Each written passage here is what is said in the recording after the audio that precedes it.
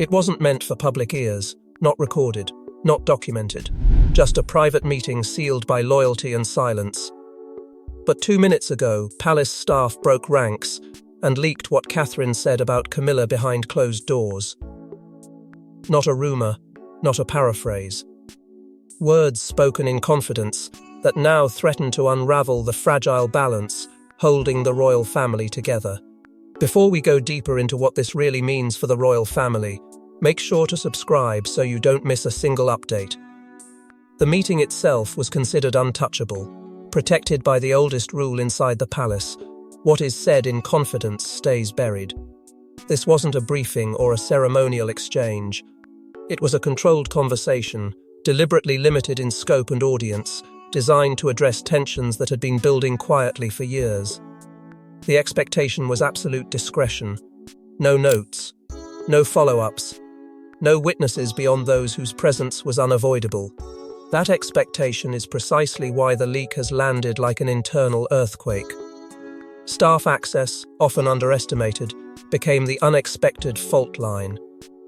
These are individuals trained to move silently through the most sensitive moments, to hear without absorbing, to forget without question.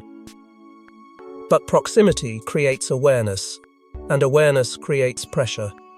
Over time, silence can stop feeling like professionalism and start feeling like complicity.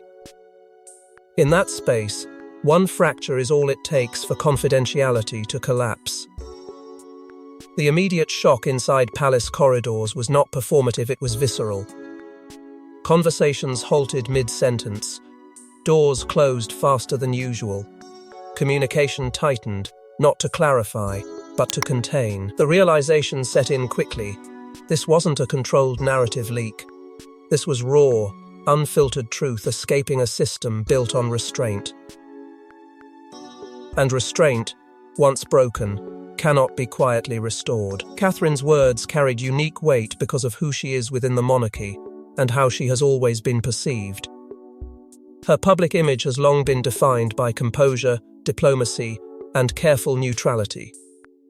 For someone so disciplined in public to speak candidly in private suggests a threshold crossed.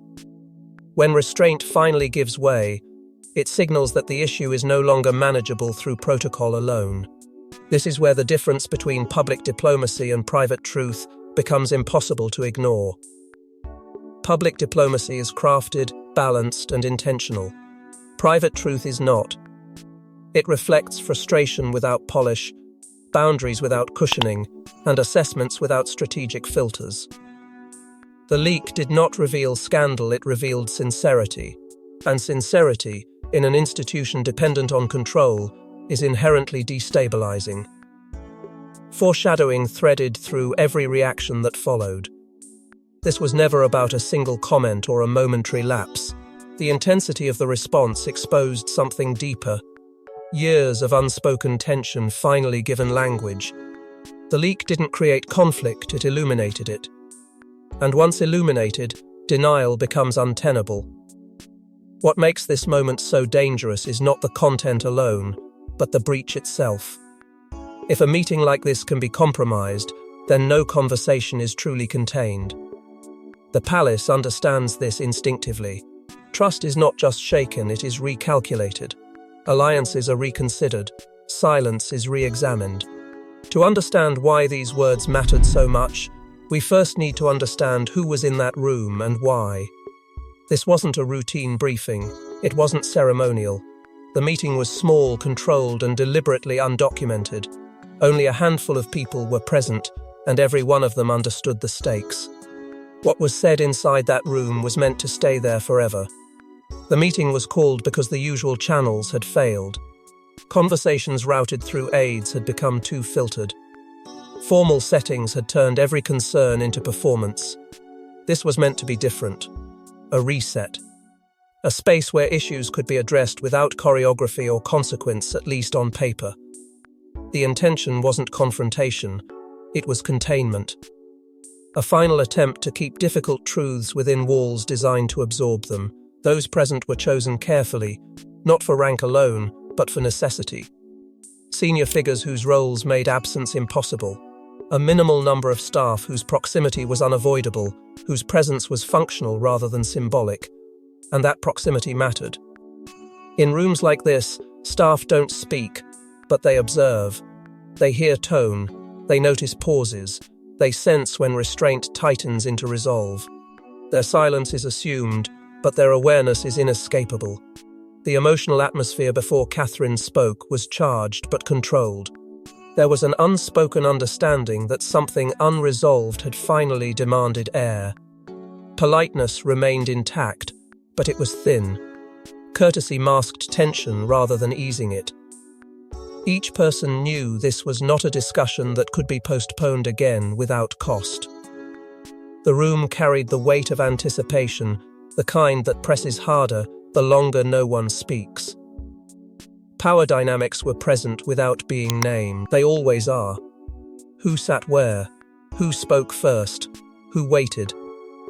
Authority in these moments is less about titles and more about confidence, about who believes they have the right to set the tone.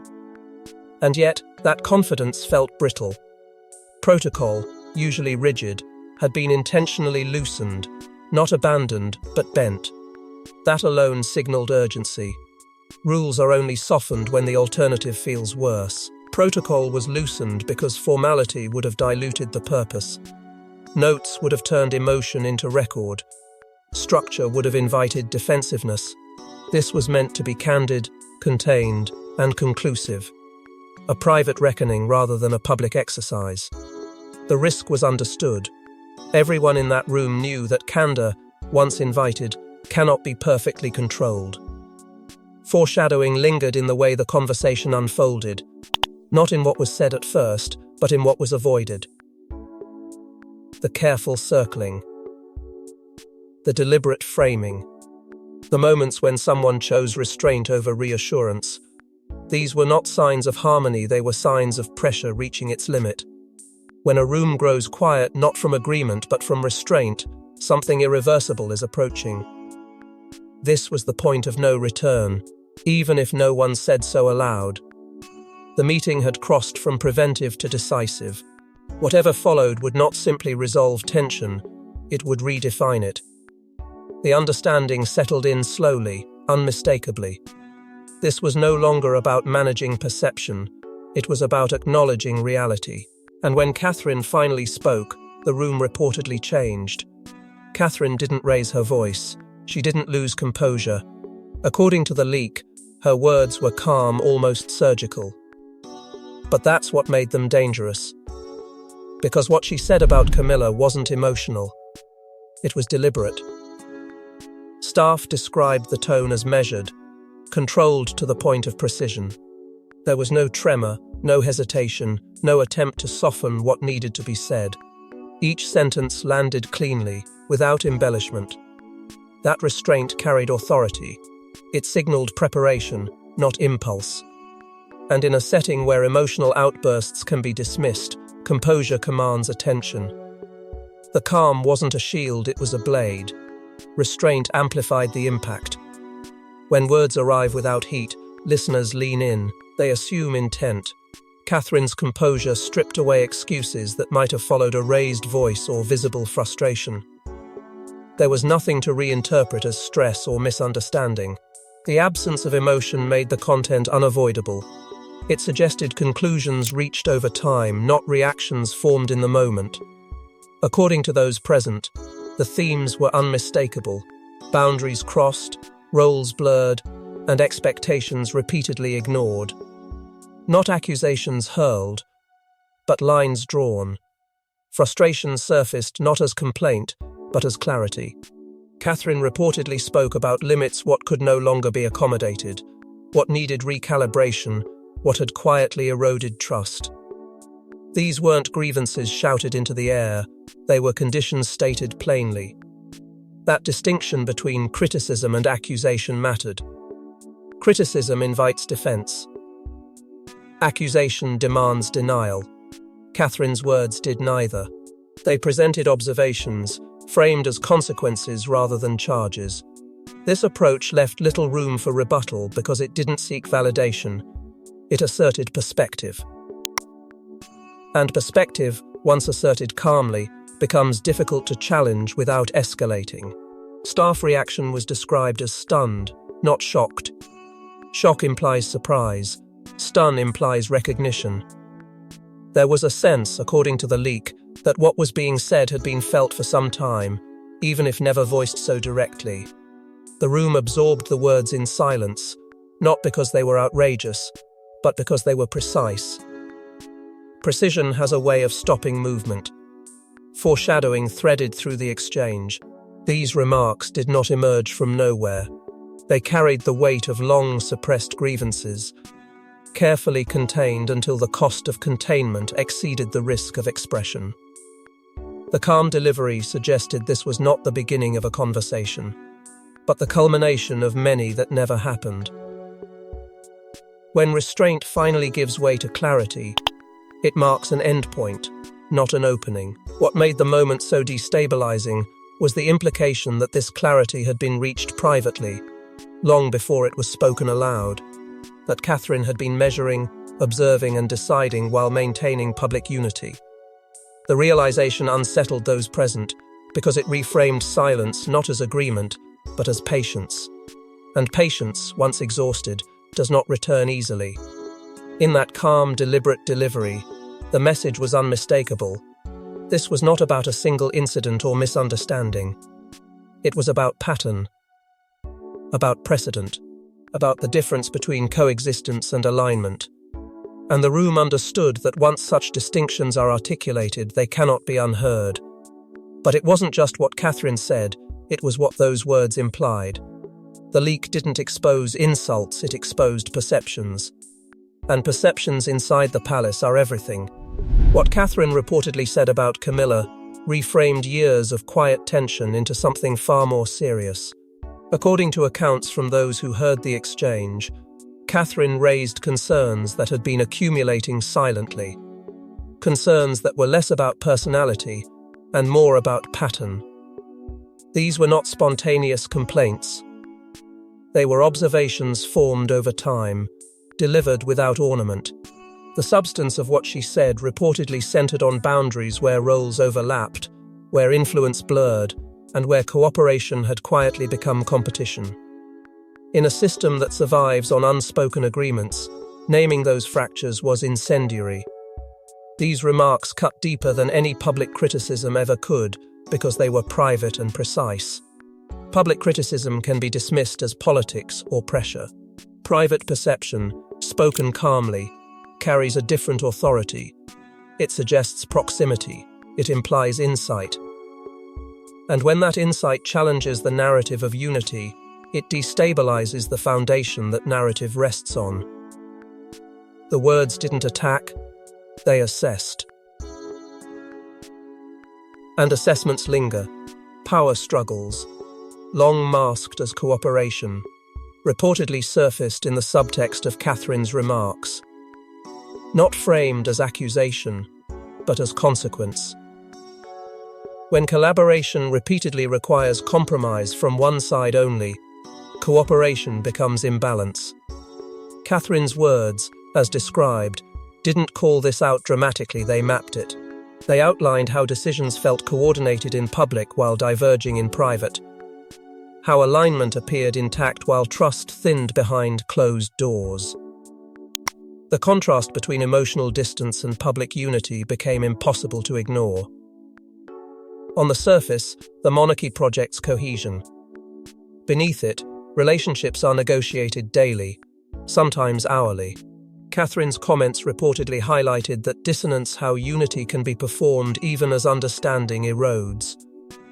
That distinction matters because performance can be maintained indefinitely, but alignment cannot. Once alignment falters, performance becomes brittle. Staff interpreted the moment as a breaking point not because voices were raised, but because restraint was no longer doing the work it once did.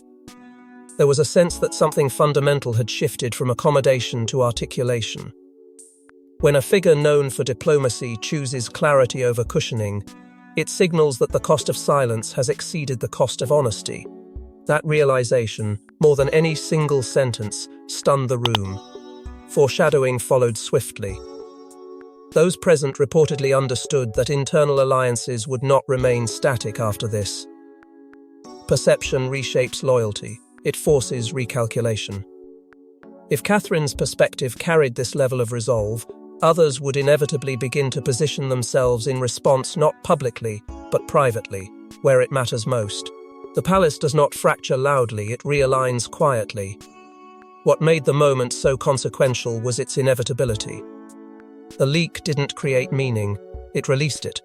Years of carefully managed coexistence were suddenly reframed as unresolved conflict, and once reframed, the story could not return to its earlier, safer shape. The language of unity remained, but its certainty did not. In exposing perception, the leak stripped away ambiguity. It suggested that what had been tolerated was no longer acceptable, and what had been assumed was now questioned. That kind of shift does not announce itself with confrontation, it settles in with recognition. And recognition, once shared, cannot be withdrawn. Once those words were spoken, silence became impossible to maintain. Palace staff are trained to forget what they hear. So when silence breaks, it's never accidental. The decision to leak Catherine's words wasn't driven by gossip, it was driven by pressure. That pressure had been building long before the meeting itself.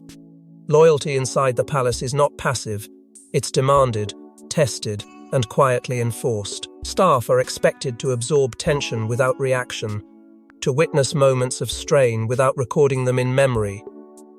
But over time, the distance between duty and conscience narrows.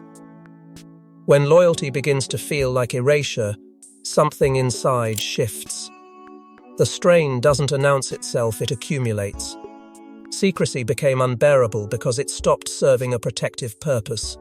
According to accounts surrounding the leak, staff felt caught between preserving an image and suppressing a reality that had grown too heavy to contain. Silence, once framed as professionalism, began to feel like participation in a narrative that no longer aligned with what was happening behind closed doors. The burden wasn't just hearing the words, it was carrying their implications alone. The moral conflict sharpened quickly. Duty demanded discretion. Truth demanded release. And in that space, neutrality collapsed. When staff believe that silence will be used, selectively weaponized against some while shielding others, the calculation changes. Loyalty to the institution becomes complicated by loyalty to fairness. The leak was not an act of rebellion, it was an act of refusal. A refusal to let truth be reshaped by power after the fact. Fear of scapegoating loomed over everything. Once tension becomes visible internally, blame follows. Staff understood how quickly narratives can pivot, how easily responsibility can be reassigned downward to preserve authority upward. The leak, in that sense, functioned as protection. By putting the words into the open, it removed the possibility of quiet revision. It ensured that what was said could not be softened, reframed, or denied without consequence. To insiders, the leak felt necessary because it restored balance. Not balance between people, but between truth and control. When only one side holds the narrative, silence becomes complicity. Releasing the information disrupted that imbalance. It forced acknowledgement. It prevented selective memory. And it shifted the burden of explanation away from those least empowered to carry it. Foreshadowing of institutional fracture followed naturally. Once staff cross the threshold of silence, trust recalibrates everywhere. Who can be relied upon? Who feels protected? Who is exposed? The palace thrives on discretion, but discretion depends on mutual assurance. When that assurance erodes, the system doesn't collapse, it cracks. And cracks spread quietly, long before they're visible. What made this moment so consequential was not the breach itself, but what it revealed about internal pressure points. The leak was a symptom, not a cause. It signaled that the mechanisms designed to contain conflict were no longer functioning evenly. When containment fails, exposure becomes inevitable. The decision to leak was not reckless. It was calculated under duress. A recognition that silence had stopped being neutral and started being harmful. And once that line is crossed, there is no returning to the comfort of forgetting. And once the leak escaped the palace walls, the damage spread fast. There was no time to contain it, no unified response, just panic. Emergency meetings were triggered within minutes as the palace realized something sacred had been violated. The initial reaction was fragmented and frantic, a scramble that betrayed how unprepared the institution was for a breach of this nature. Lines of authority blurred as senior figures demanded answers that no one could immediately provide. Phones rang unanswered. Messages crossed without coordination. The usual machinery of calm response faltered under the weight of something it was never designed to handle. A private truth already loose in the world. Attempts to identify the source became obsessive. Attention narrowed inward, towards staff rosters, access logs and recollections of who stood where and for how long. Suspicion spread quickly, not because evidence pointed clearly in one direction, but because fear demanded a target. In environments built on discretion, uncertainty is destabilizing. Trust, once questioned, fractures fast, and as scrutiny intensified, so did anxiety that the search itself might expose even more. Fear of further disclosures dominated every conversation. If one meeting could be breached, what else was vulnerable? What other conversations, assumed buried, might surface next? The possibility was enough to freeze decision-making. Leaders hesitated, knowing that any aggressive response could provoke additional leaks. Containment, once the default strategy, now risked escalation. The palace found itself trapped between action and restraint, unsure which would cause less damage. Damage control strategies began to collapse almost as soon as they were proposed. Carefully worded statements felt inadequate against the speed of speculation. Silence, usually a shield, now looked like confirmation. Any attempt to clarify risked validating the leak. Any denial risked contradiction. The institution's traditional tools, delay, ambiguity, deflection, lost effectiveness in a landscape already shaped by perception rather than proof. Emotional reactions among senior royals were described as raw and unfiltered. Not public outrage, but private reckoning. For some, the breach felt like betrayal. For others, it felt like exposure long overdue. The divide mattered. It revealed that the leak had not only escaped the palace, it had landed on fault lines already present. Unity, once presumed, showed signs of strain under pressure. The chaos was not loud, but relentless. Meetings bled into one another without resolution. Decisions were revisited, then abandoned. The sense of control so carefully cultivated slipped. What frightened the palace most was not the content of the leak, but the loss of narrative authority. Once authority is challenged, every subsequent move is interpreted through suspicion. Foreshadowing crept into the aftermath. This was not a single crisis to be managed and forgotten. It felt like a threshold crossed.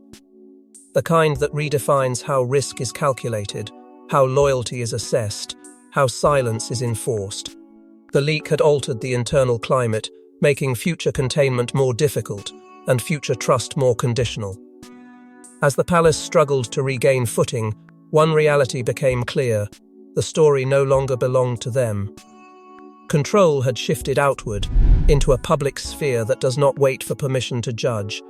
And the longer the internal response remained fractured, the more space opened for interpretation to harden into belief. But outside the palace, the reaction was even more unforgiving. The public didn't hear cruelty. They heard honesty. And that changed everything. Reactions split sharply as people reassessed Catherine, Camilla, and the story they thought they understood. Sympathy gravitated toward Catherine almost immediately, not because the leak painted her as flawless, but because it painted her as human, under pressure. The measured tone attributed to her words felt relatable in a way royal statements rarely do. People recognized restraint born of endurance, not performance. In that recognition, Catherine's image shifted subtly from diplomatic figurehead to someone navigating boundaries inside an institution that rarely acknowledges them. At the same time, scrutiny around Camilla's role intensified. It wasn't fueled by outrage so much as re-evaluation. Viewers began asking quieter, sharper questions about influence, access, and proximity. What had once been accepted as settled hierarchy now looked negotiable. The absence of immediate clarification allowed those questions to multiply, filling the silence with speculation that felt earned rather than sensational. Media framing shifted rapidly, not through bold accusations but through tone. Language softened around Catherine, grew more conditional around Camilla. Analysts chose words like perception, alignment, and dynamic instead of certainty. That shift mattered. It suggested reassessment rather than reaction. And reassessment, once underway, tends to reshape narratives more permanently than outrage ever could. Social narratives overtook official silence with startling speed. Without statements to anchor interpretation, people constructed meaning collectively. Clips, commentary, and analysis circulated faster than denials could be drafted. In that environment, silence was not neutral, it was read as confirmation of complexity. The palace's traditional strategy of waiting out a storm proved ineffective against a public that felt invited into the subtext. Perception hardened quickly because the story aligned with something audiences already suspected, that private truth inside the palace often diverges from public unity. The leak didn't introduce that idea, it validated it. Once validation occurs, narratives solidify. People stop asking whether something could be true and start asking why it took so long to surface. That pivot marked a point of no return. Foreshadowing hung over every reaction. If Catherine's words could reshape perception this decisively, what else might emerge? If silence could no longer buffer internal tension, what did that mean for future conflicts? The public sensed that this wasn't an isolated episode, but a glimpse into a larger recalibration. Reputations are not rebuilt overnight, but they are reframed in moments like this, moments when honesty appears to break through control. What made the reaction so powerful was its emotional coherence. People didn't rally around sides as much as they rallied around authenticity. The idea that someone inside the monarchy had finally articulated limits resonated beyond personalities. It touched a broader discomfort with managed images and withheld truths. That resonance turned curiosity into conviction. As narratives settled, the monarchy's challenge became clearer. This was no longer about correcting a detail or identifying a source. It was about navigating a public that felt newly confident in its interpretation. Once confidence replaces confusion, official responses lose their leverage. The story stops waiting for permission to conclude, which raised a far more dangerous question for the monarchy. Leaks don't just expose moments, they expose systems. And this one revealed how fragile the royal balance truly is when private truth collides with public image. Inside the monarchy, private authority operates on a different plane than public rank. Titles grant visibility, but influence is earned through access, trust, and timing. This leak illuminated that distinction with uncomfortable clarity. What mattered wasn't who stood highest on paper, but whose perspective carried weight when the doors closed.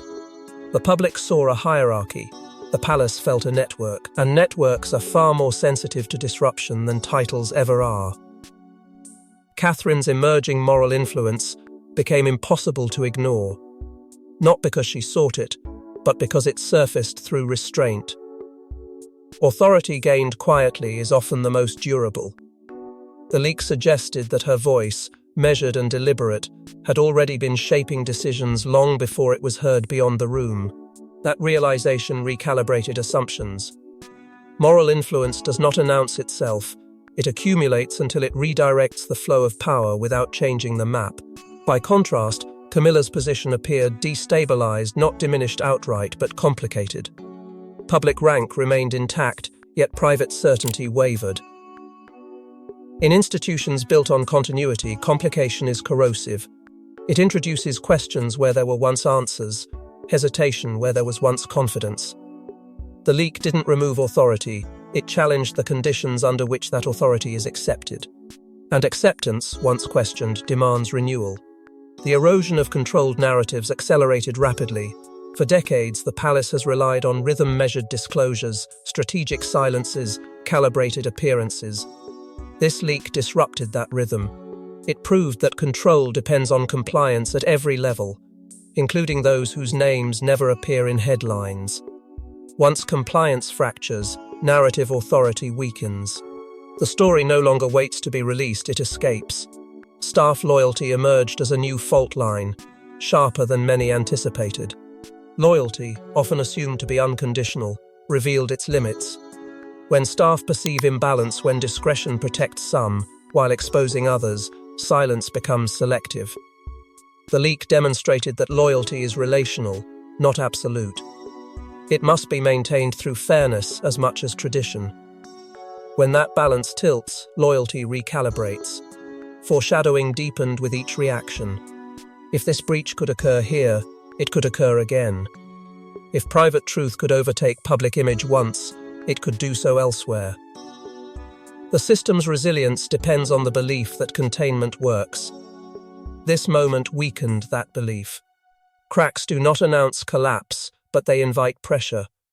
And pressure, once applied, finds every weakness. What unsettled the palace most was not the content of the leak, but its implications for governance by discretion. When private authority diverges too sharply from public rank, reconciliation becomes difficult. Either the public image adapts or private influence retreats. Neither option is comfortable. Both require acknowledgement that something fundamental has shifted. The broader consequence was a loss of inevitability. The monarchy thrives on the sense that its order is fixed, its transitions predictable. The leak injected uncertainty into that narrative. Uncertainty breeds analysis. Analysis breeds skepticism.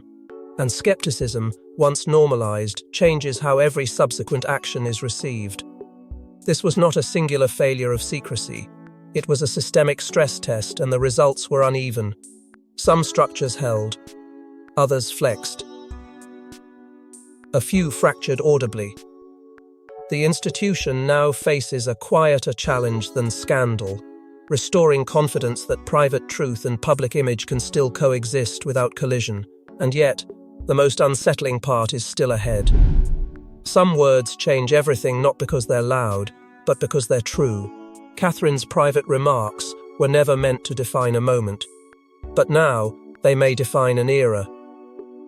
The long-term emotional impact of the leak has settled in slowly, like a bruise that darkens after the initial shock fades.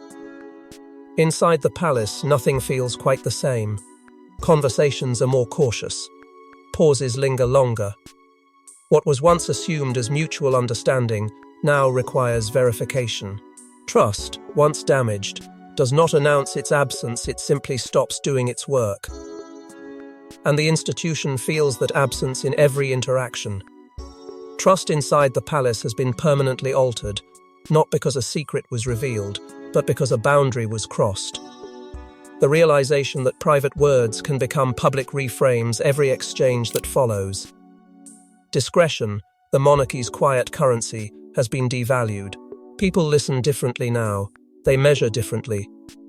The ease of internal candor has been replaced by calculation, and calculation erodes cohesion over time. Outside those walls, viewers are left questioning royal unity in ways that feel deeply personal. The leak invited the public into a space they were never meant to occupy, and once inside, they noticed the seams. Unity, once presented as seamless, now appears managed. And management invites skepticism. The audience no longer asks whether unity exists, it asks how much effort it takes to maintain it. Silence has taken on a new meaning. In the absence of denial, silence feels less like strategy and more like confirmation. Every moment without clarification reinforces the idea that the truth, as leaked, carries weight. Silence becomes an amplifier, not a shield. And in that quiet, interpretations harden into belief. The palace understands this, yet remains constrained by the same discretion that failed it. There is no resolution here, only continuation. No statement will fully close what has been opened. No gesture will restore what was lost without acknowledging the cost. The story resists a clean ending because the consequences are ongoing. Relationships will recalibrate in private. Authority will be reassessed quietly. And the public will continue to watch for signs that confirm what it already suspects. The enduring danger of private truth lies in its persistence. Once revealed, it cannot be unheard. It follows decisions, colors reactions, and reshapes context long after the moment has passed. Catherine's words, meant to be contained, now exist beyond intention. They move independently, influencing perception without needing repetition. What remains is an institution navigating the aftermath of honesty it did not authorize but cannot disown. The monarchy has survived scandal before. This is different. This is about credibility, about whether private reality and public image can still coexist without tearing at the seams. The answer is not yet clear, and that uncertainty is the story's final note. Because inside the palace, the most powerful words are never the ones spoken publicly, but the ones never meant to escape.